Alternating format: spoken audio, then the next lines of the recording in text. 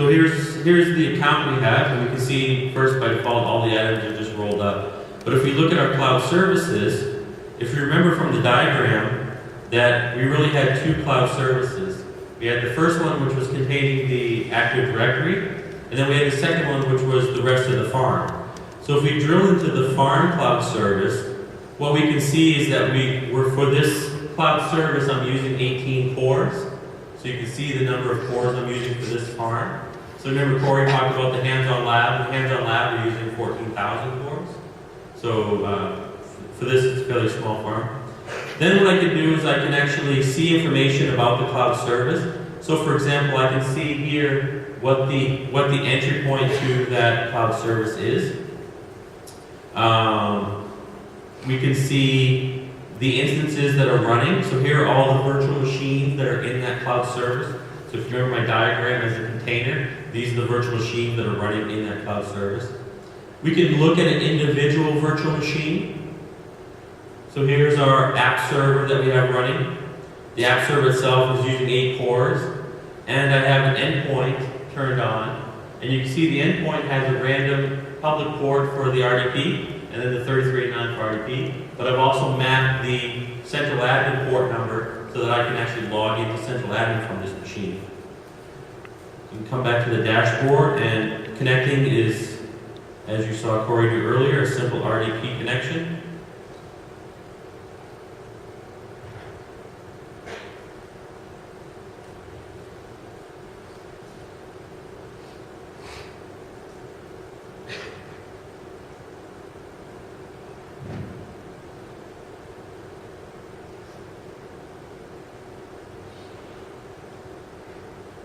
So now you can see that here's our SharePoint site running.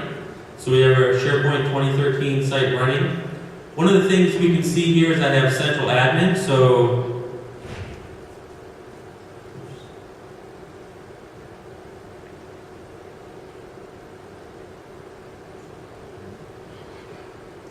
the port number at the top here is our central admin on port 2013.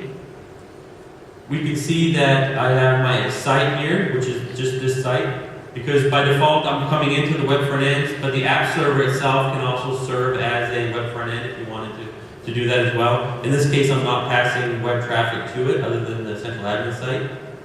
So I can see this is the internal address, but I can also see that this is the external address here. So let me look here.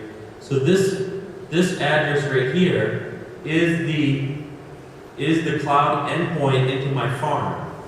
So even though I'm on that virtual machine now, I should be able to come out here and open a new browser window here. Paste this in, and we're hitting that farm. So like if you want to play along at home, you could go to this website on your device right now, and you would hit this farm, and you would get this farm. Now, what's interesting is if I take that same address, let's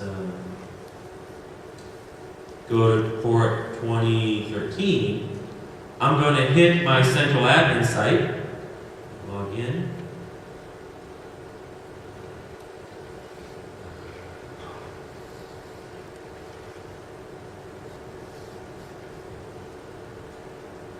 And hopefully, so I hit central admin. So here I am. I don't even need to RDP into this thing from my browser, just like you would expect. I go to the website, I can do central admin stuff on the website, going to those virtual machines.